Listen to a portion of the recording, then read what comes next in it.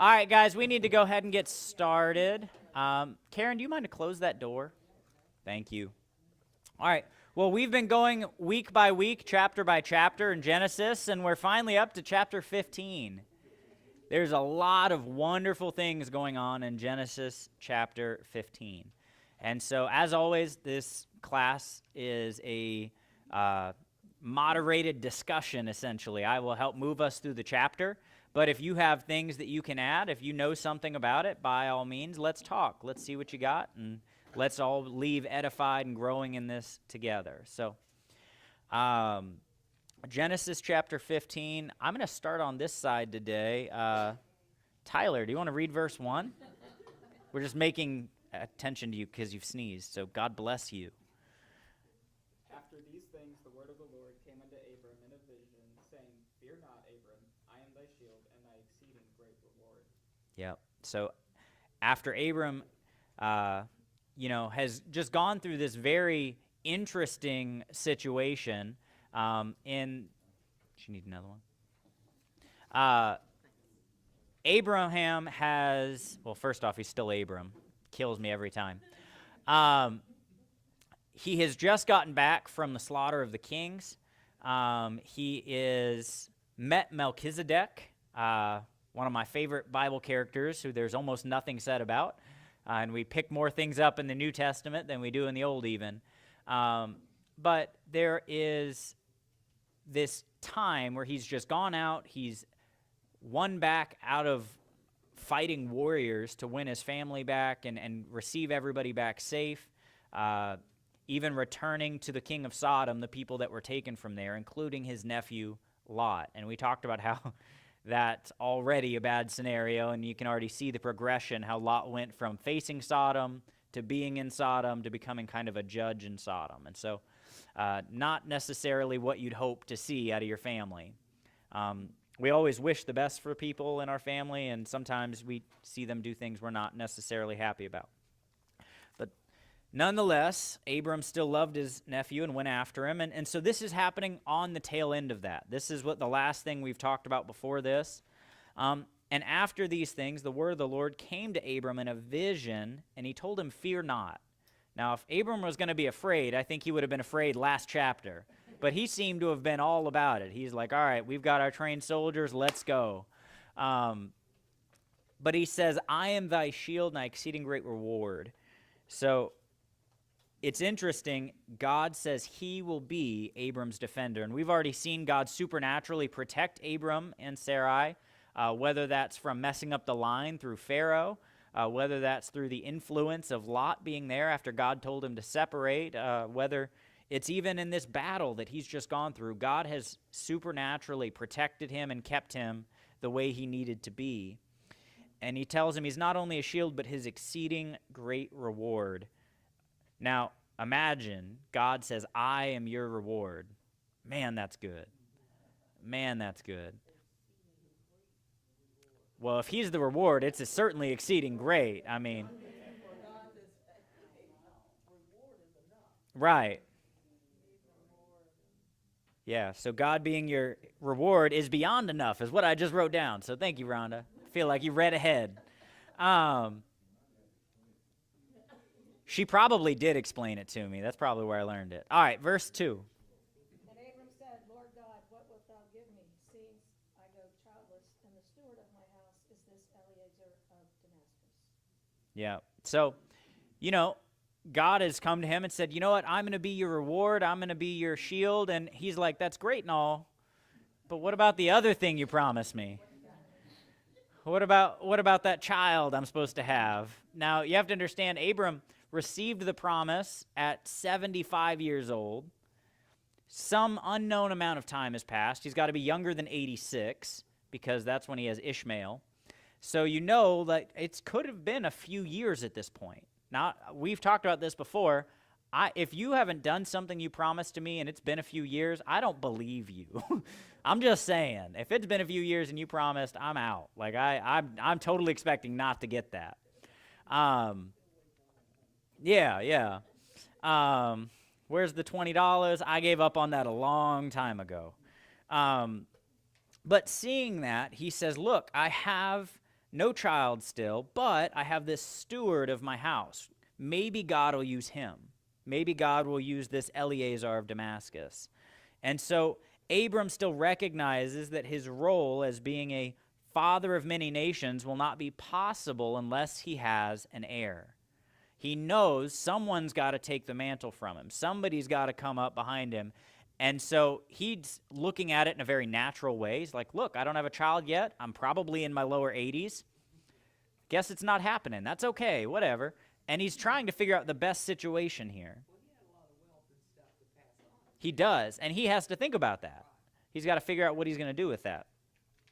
And so Abram, at that same time, must have loved and trusted his steward because he picked one man specifically. You know, at least he's got 318 trained men that just went with him and fought. But this Eleazar of Damascus seems to be special to him. Seems to be someone, maybe it's the head steward, I don't know. But that's the idea. Verse 3. And Abram said, Behold, to me thou hast given no seed, and lo, one born in my house is mine heir. So Abram's just reminding God, he's like, look, I haven't got the seed yet. If I don't have an heir, it's got to be somebody. Maybe it'll be this Eleazar. And so Abram still didn't understand all of who God is or what he could do. I think the concept that God was at this point going to give him an heir was kind of foreign to him. He didn't quite still get it. But God responds. Go ahead and read verse 4.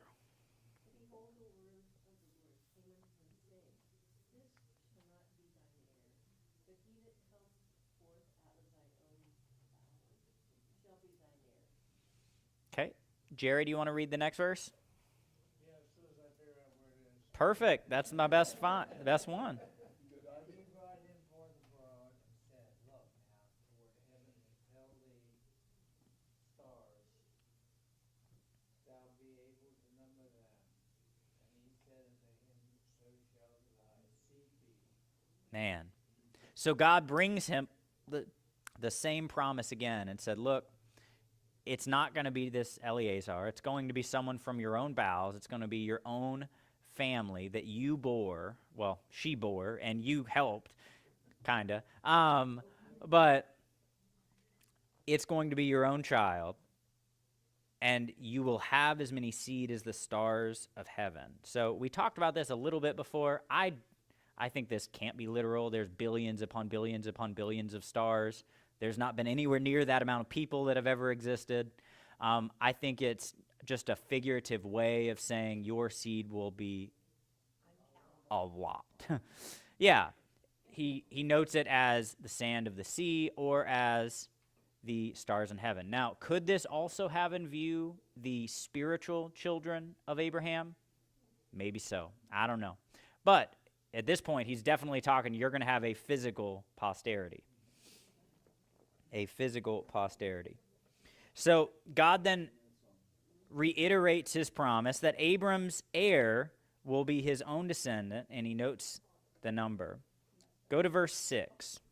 And he believed in the Lord, and he counted it to him for his righteousness. This is one of the best verses in the whole Bible. In the New Testament, this is the example that is used to show you salvation is and has always been by faith.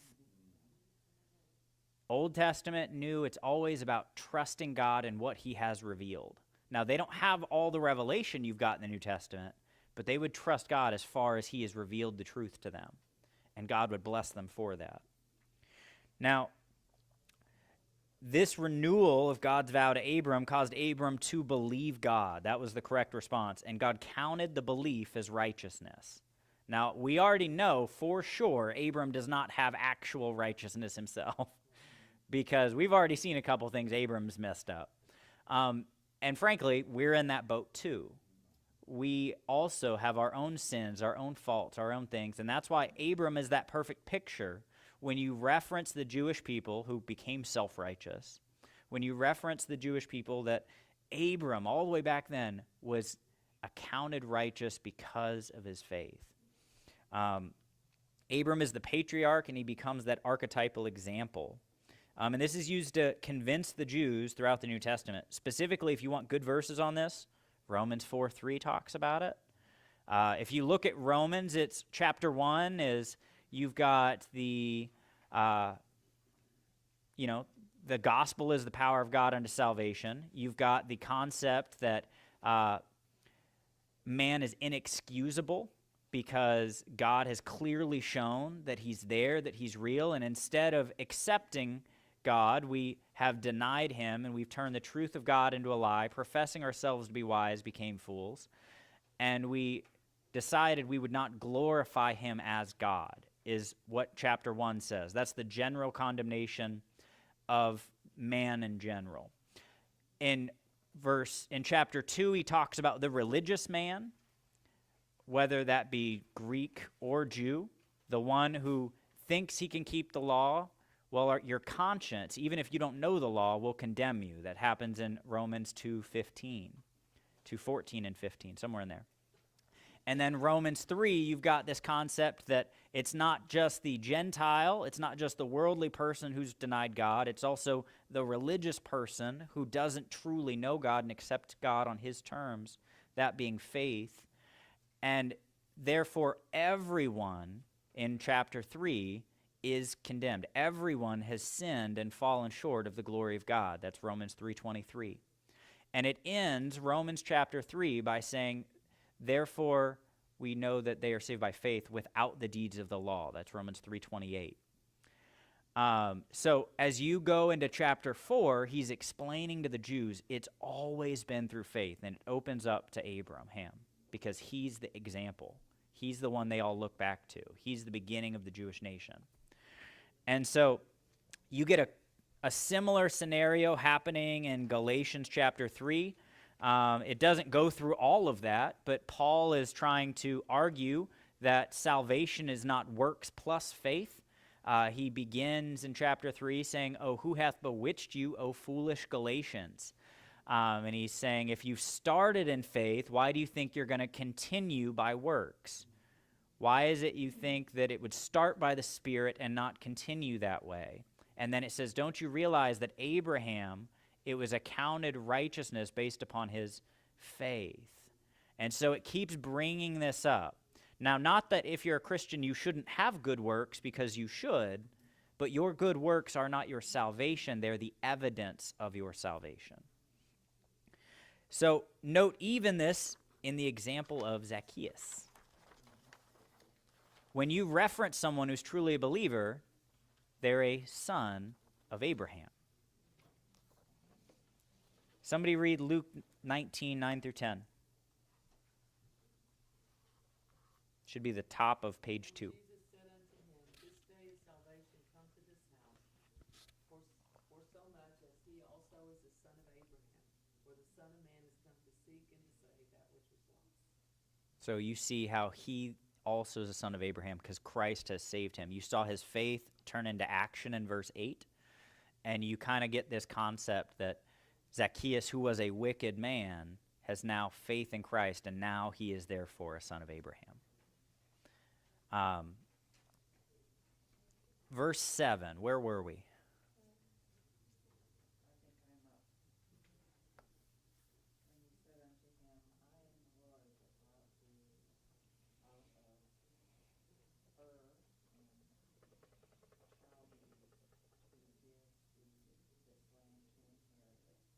All right, so here God seems to reveal himself as Yahweh, as Jehovah. He says, or as the I Am. All these names are equivalent. They are the same thing. But there's something really interesting with that. Exodus says that the Jewish people didn't know God according to this name yet. But he says specifically, and I looked it up, Lord here is Jehovah. He told him, I am Jehovah. I am the Lord that brought thee out. But in Exodus 6:3, somebody read that. Oh, wait. I'm going to preface that. Exodus 6:3 actually begins in the bullet above it. I accidentally broke it in half and wrote Exodus 6:3 in the middle. So I'm a goofball, but don't read the bullet above it and then the rest of it. Karen, why don't you do that for us? And God spake unto Moses, and said unto him, I am the Lord, and I appeared unto Abraham, unto Isaac, and unto Jacob, by the name of God Almighty. But by my name Jehovah was I not known to them. Okay. How do these two things coexist?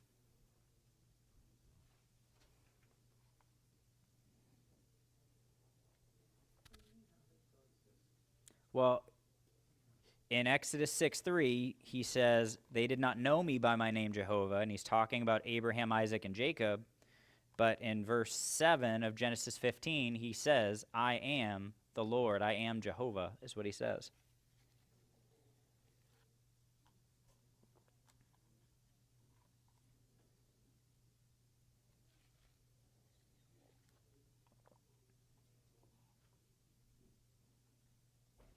So do we have do you have like the Jewish, whatever interpretation or translation of that to say that, because mine doesn't say Jehovah, like this one says Jehovah, this particular thing. I mean, I'm known by El Elyon, Yahweh. He is, and he says he was known specifically to them as El Shaddai. But that portion right there in Genesis 15:7, when you look up the Hebrew, it is Jehovah. What's the answer? Here's the concept that I think it works within. Here's the concept I think it works within. They didn't understand what all that meant. They didn't really know him, and the name is a picture in the Bible of the character of God. They didn't fully understand the character of God in this. They didn't fully understand who he was by when he said, hey, I'm Jehovah. They didn't get a good concept of that. But in the Exodus and time moving forward, they would truly come to understand this is God, this is Jehovah, this is the Lord. And it's weird the way that the Bible translates it as Lord all the time. I mean, it's over 6,000 times it's Lord, but it's Jehovah every time. So anyway. So is Jehovah Yahweh? Yes. Yeah, they are different pronunciations of the same word. Yep. Technically, Jehovah's the wrong way to pronounce it. Yahweh is more realistic because you don't have, I think it's the J. The J doesn't exist. So at best it's Yehovah, but it was based off the 4 letters, the Tetragrammaton. And so they put the vowel points for Adonai in there, which is the other word that's often translated Lord in the Bible. And so they have the vowel points for Adonai in the word Yod-Heh Vav-Heh, which is the Tetragrammaton, and you get Yehovah. So that's where Jehovah comes from. So the Jehovah Witnesses are really funny because they're like, you have to know the name of God. And I'm like, you don't know the name of God. But it's just kind of silly. Anyway, verse 8. And he said, Master Yahweh, whereby do I know that I possess it? Yeah, so he's now gotten an answer on the child thing, but God had given him a couple promises. What's the other one? The land, yeah. He promised him posterity, he promised him a land where he could be a nation. And so he's like, all right, you've made me a promise about the posterity. I believe you. God counted it to him for righteousness. But he's like, but what about the land? When do I get that? What's going on? How do I know I'm going to get it? Like, it's been 10 years. I mean, it's been a little while. I am your defender, an exceeding great reward. Right. So I don't know if he missed that and just didn't understand it. Like he's like, but I want this land, God. Come on. Where's the mark? Or yeah. And that's interesting. So next, Abram wants that clarification. When's he going to receive the land? Verse 9. And he said unto him, Take me an heifer of 3 years old, and a she-goat of 3 years old, and a ram of 3 years old, and a turtle dove, and a young pigeon. God wants some good meat. I'm just kidding. Go ahead and read the next verse. Edith, do you want to read the next one, verse 10? And he took unto him all these, and divided them in the middle, and laid each piece one against the other. But to get the first divided Enoch. Okay, so this seems weird. Why in the world is he splitting these animals up, minus the birds? He left them as one. There's not really a whole lot to split at that point. I mean, it's just... But he's making a point about this. This was actually an ancient Near East covenant that they would make. And the idea is we're going to rip these animals apart, and we're going to walk through where they're on both sides. And if we break our end of the deal, let that happen to us. So it's two people saying, it's kind of a cross my heart, hope to die moment. They're both saying, look, if I don't keep my end of the deal, I should die for this. And so this is a very important moment. This is a very important moment. Now, as we've seen with anyone who tries to follow God after Adam, can anyone do it perfectly? No. So if Abraham walks through here, he's in trouble. He's in trouble. And I don't know if he realizes that. He probably was like, yeah, we'll do this covenant. That's fine. Because most of the time they think they're okay. God realizes it. And that plays out in the way the chapter continues. Go ahead and read verse 11, Suzanne. And when the frost came down upon the carcasses, Abram drove them away. Yeah, so go figure. There's open meat in the field. This would be a real problem you'd have. You got to run the birds away. I mean, this is one of those things where I'm like, the Bible has to be a real book. Because, I mean, like, you have to understand, there are times I'm like, how would that work? And I'm like, even just with kids, I'm like, man, I can't imagine sitting down and doing this and having nobody mess with anything, or wild animals not messing with anything out in the open. And, of course, there's birds coming in. They're like, meat, great. And so Abram, is expending a lot of energy. He's like, stop, get away from the food. Yeah, he doesn't have that one. Yet. He ends up with it. Yeah. Well, his wife does. She's got a big one named Abram. But that's not the point. All right, so where'd we get to? 12, all right.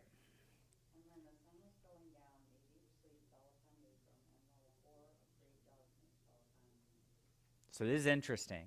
As the sun was going down, Abram fell into a deep sleep. God purposefully did not show up right when Abram was expecting. He made it take time. Abram got tired, fell into a deep sleep, and now there's a terrible darkness, a horror of darkness upon him.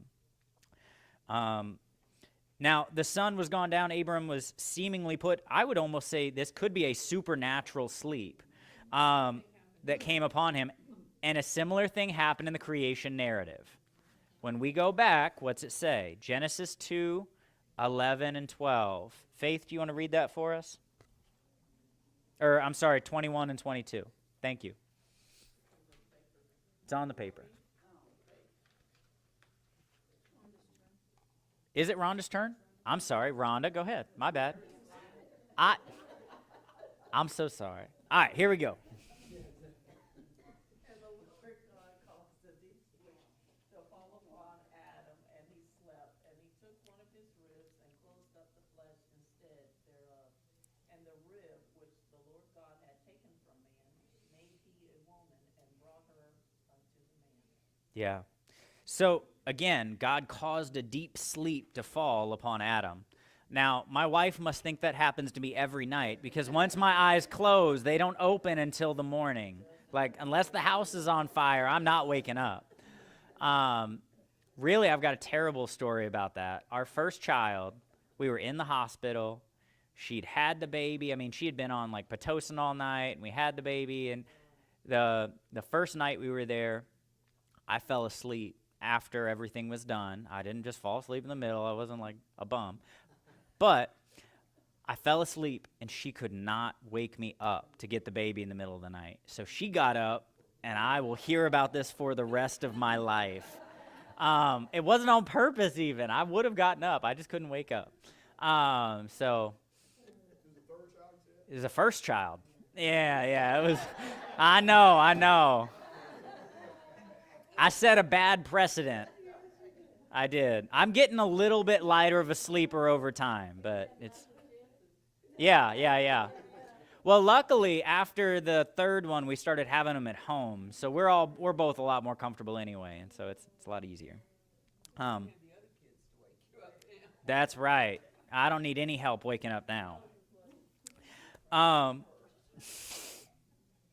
Anyhow, God then encompasses this area in great darkness. God shows up this way in different times throughout the Bible.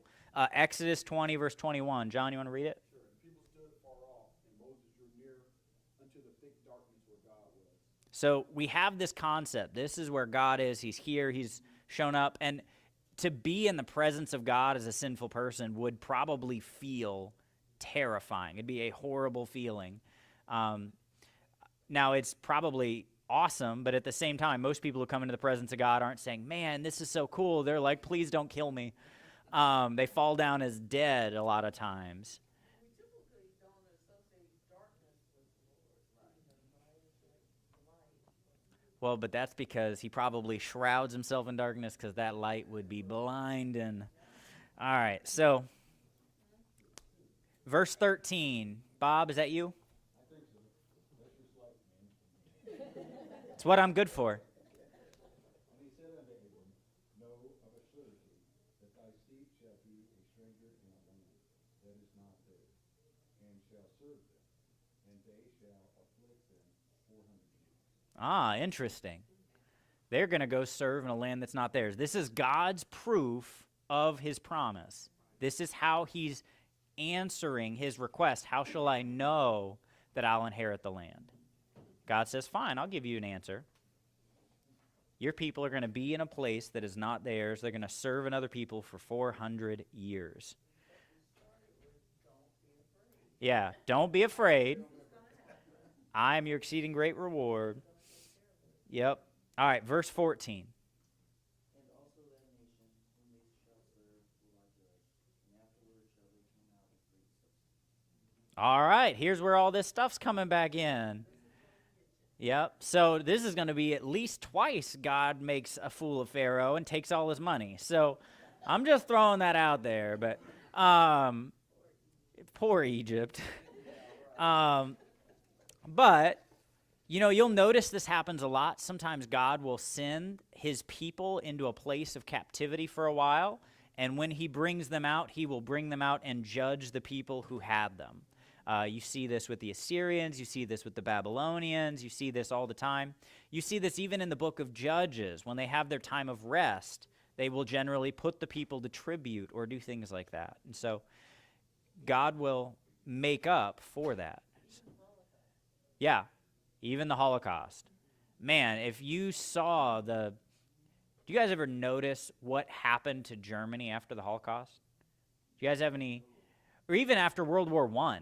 Between World War I to World War II, that's really what spurred World War II on, was the incredible amount of debt and things they put Germany in. And so it's really an incredible scenario. Yeah, it's crazy. Verse 15. And thou shalt go to thy fathers in peace, thou shalt be buried in a good old age. All right, so don't worry, you got a little bit of time, but you will go to your fathers in peace. So obviously he's not going to receive this yet. God already told him, your kids are going to go into this other land. It's going to be 400 years. Yeah, you're just going to have to believe me. You're going to pass away, but you're going to live a good long life. It'll be good. I promise. All right, so he said 400 years, and it's pretty interesting. It seems like God plans and fits the future together. I don't know where I'd get this concept. Maybe Genesis 50:20, something like that. What you meant for evil, God meant for good kind of thing. And so we see how God plays this out, and we will as we walk through the book. But verse 16 is really interesting. But in the fourth generation they shall come hither again, for the iniquity of the Amorites is not yet full. So we get that fourth generation thing. That tells us the concept of a generation there is about 100 years, because he already said it's going to be 400 years. But we also get this concept that God is waiting for the sin of the people of Canaan to be full. He's getting to a point where he cannot help but judge them. And, people always look at what God did to the Canaanites if they aren't people who believe the Bible, and they're like, man, look how evil God is. How dare he say to destroy man, woman, and child? How dare he say to do this? God gave them 400 years, and they only got worse. God is not unjust in bringing judgment, and people who make claims like that don't understand the Bible and don't understand the character of God. Right. Yeah. I mean, you see that even with the Ninevites. Like, God did not have to send Jonah to the Ninevites. Like, that was entirely his goodness. And the worst part is Jonah's mad about it. I mean, Jonah's like, I knew you'd be gracious to them. I didn't want to go. He's like, just kill me. And God's like, what is wrong with you? Like, shouldn't I be gracious to them? He did not. Now, I mean, that'd be like if you took ISIS and, you had to go bring a message to ISIS, and, maybe they have some real thing to you. Maybe your father was in the military or whatever, and now you have to go bring the message to them, and God saves them all. And you're like, what? Where's the judgment? Because it's hard, because we feel slighted. We feel like when God doesn't bring judgment, especially if it happens to us, we're like, God, where are you? Why aren't you doing this? That's like the whole story of Habakkuk. God, there's all this sin in the land. Why don't you deal with it? God says, I'm going to deal with it. I'm sending these people to attack them. Why are you using wicked people to hurt your nation, God? I'll do what I want my way. And then God always has this plan. And so God's not unrighteous in the way he does it. And he's going to judge sin in a righteous way. But I love that verse being there because it removes everybody's claim that God is unrighteous. Even to think it is like, look, he gave him 400 years. How much time do you need? So verse 17, this is kind of a weird section. I don't know if you guys have ever thought about it. It's good, but it's odd. Go ahead. And it came to pass that when the sun went down and it was dark, behold, smoking furnace and a burning lamp that passed between those pieces.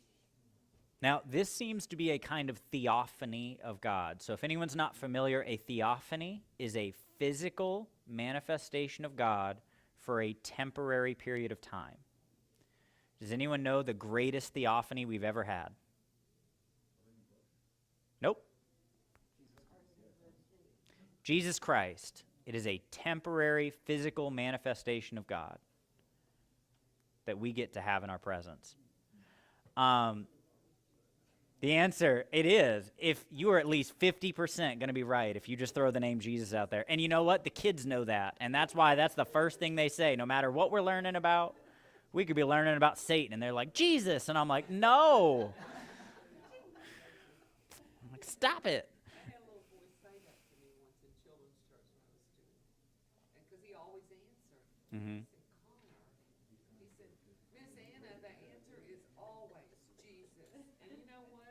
He's right. The answer is always Jesus. He was right. Yeah. So this is really interesting, though. God went through the carcasses alone. He didn't make Abram go with him. He didn't make Abram say, I'm going to complete this end of this deal. Instead, God does it himself, and it shows even a picture of Abram's salvation and ours. God did all the work. We don't have to earn it. God had already determined him worthy of doing this by the time verse 6 happened, when he said, Abraham believed God and God counted it to him for righteousness. And the same thing happens with us when we get saved. Jesus died, he rose again. I don't have to bring him up. I don't have to pull him down. I don't have to do anything. I just need to turn to him in repentance and faith and follow him as my Lord and my Savior. And God was a cloud to them in the day and a burning light at night, right? So Yeah. So you get kind of that same picture. But I'm like, why did God show up as a furnace? Like, that seems weird. Like, if you would have just said, like, a cloud or a smoke, like, I would have got that. But a furnace? Like, it just, I don't know why that's phrased that way, if that's the only way that can be translated, or who knows. All right, verse 18. On the same day, the Lord made a covenant with Abram, saying, Unto thy seed have I given this land, from the river of Egypt unto the great river, the river Euphrates. So I think that's interesting too. He says he's giving it from the river of Egypt to the river of Euphrates. Now, I've never really taken enough time to look at Israel. Does Israel actually extend down to the river of Egypt?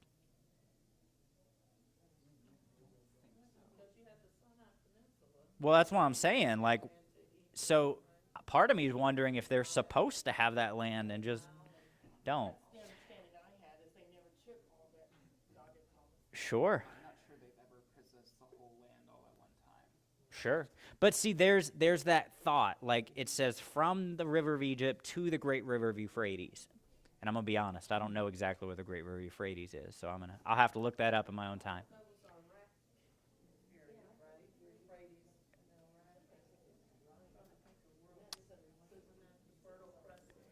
Well, I know it's like in here somewhere, but I'm just saying, to be very honest, I don't know exactly where it lands. I know it's around that area. So it's northeast. So you go from here to here, and God gives them, says, this will be your land. So I thought that was pretty interesting. Yeah. All right, so verse 19. The Kenites and the Kenizzites and the Kadmonites. Yeah, so note the Kenites and the Kenizzites. Caleb, the son of Jephunneh, you guys maybe have heard that guy before. He is said to be a Kenizzite. But does that mean Caleb's not originally from Israel? Or is there someone named Kenaz in Israel that he's related to? How's all this work? I don't know the answer to that, and neither do some other theologians. So, if you ever want to look into that, if you ever want to spend a lot of time and try to trace his lineage back, I would love to have you show me what you find. So, Caleb, the son of Jephunneh, and I mentioned this once when I was preaching. If he's not of Israel, this is really cool, then the only people who came back with a good report of the land would have been someone who's not an Israelite and someone whose name means Jehovah is salvation. Think about that. That would be so cool. Anyway. Kind of reminds you of the two loaves, you know, when the feast of Passover, was it Passover? No. But anyway, there was one loaf, and then after a certain feast, there were two loaves, and which represented both Gentile and Jew Cool. on the altar. Nice. Verse 20, Tyler. And the Hittites and the Perizzites and the Rephaims. All right, and I'm going to finish it out right here. And the Amorites, and the Canaanites, and the Girgashites, and the Jebusites. There is one more thing I want to note, and I didn't write it down. The Sinites were set to also be children of Canaan. Canaan was the one who was cursed. But the Sinites are never mentioned when you go through the people they're going to kill and get out of the land. And part of the reason for that could be is the Sinites are thought to somehow be related to the people of China. So interesting thought there. But they're never talked about being defeated by the Israelites. But we've talked, I think it was in chapter 8 or 9, about like the character for boat in Chinese, meaning something like container, man, 8. Yeah, 8 people in a container is the character for boat in Chinese. And the study of Chinese or of China is called Sinology.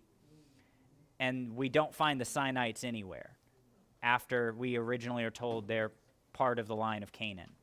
After the